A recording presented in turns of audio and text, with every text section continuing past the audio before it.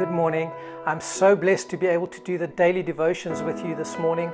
As we lead up to Easter, Good Friday, and then Easter Resurrection Sunday, I just wanted to share some things pertaining to the cross, because this is what we're thinking about during this time. You know, we wear this cross around our necks, we have these on our walls as a symbol of what Jesus Christ did for us. But did you know that the cross in Roman times was not something that people glorified? It was a place where you humiliated people. It was a place where your dignity was taken, where people were hung upon a cross completely naked so that the Roman Empire could squash any kind of rebellion against that empire.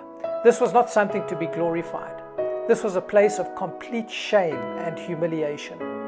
And the Bible says that Jesus Christ humbled himself even to death upon a cross, and that we need to have the same kind of mind. In Hebrews chapter 12, verse 2, the Bible says that he went to the cross with joy, despising the shame of the cross. That Jesus, think about this, that God himself became a man and then humiliated himself, hanging naked upon a cross and taking the sin and the judgment of the world upon himself. He did this to cover our humiliation. He did this to take away our shame.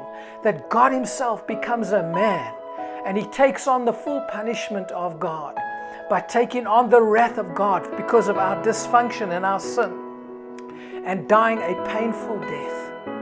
You know, it just brings such joy to my heart to think about the love that God has, that he would pay a debt that I could never ever pay, that he could hang upon that cross and he could take my shame and in exchange give me honor.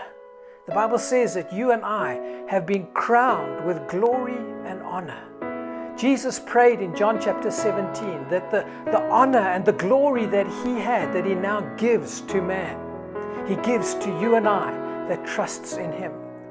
The greatest exchange that ever took place on the cross of Calvary.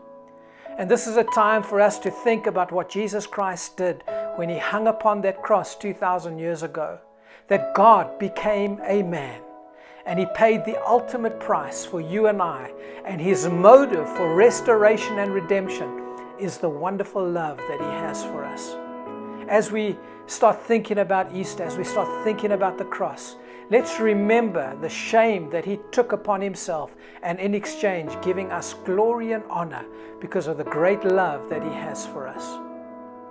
As we think about this today, be reminded that you were the joy that was set before him, that he went to the cross thinking about you, thinking about me, thinking about all of those things that we could never ever attain to, and him attaining on our behalf, so that I could receive from him and be restored to the place of honor in the sight of God.